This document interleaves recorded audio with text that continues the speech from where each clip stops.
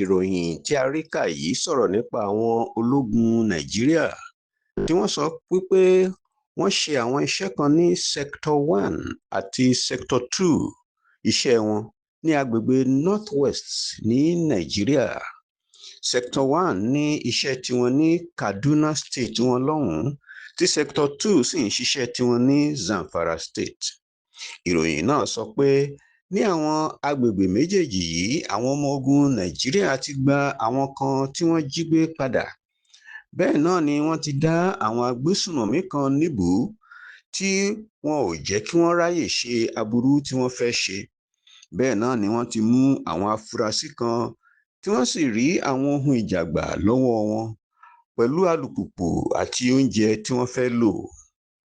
Ìròyìn náà tilẹ̀ sọ pàtó wípé ní ọjọ́ 18 oṣù kẹfà 18th of June 2026 àwọn rí ìpè ẹgbàá kan gbà tí ó sọ wípé àwọn agbésùmọ̀mí kan ń kọjá ní agbègbè igbó tó wà ní Kerawa ní agbègbè ìjọba ìbílẹ̀ Igabi ní ìpínlẹ̀ Kaduna wọn lọ́hùn-ún ní Nàìjíríà tí wọ́n wá sọ pé ńṣe ni àwọn jára mọ́ṣẹ́ tí àwọn sì rí àwọn tí wọ́n ti jí gbé gbà padà.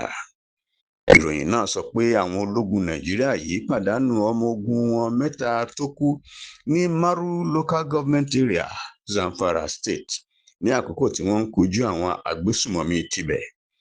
Wọ́n ní ìṣẹ̀lẹ̀ wọ̀nyí wáyé láàrin ọjọ́ 18 sí 20 oṣù kẹfà.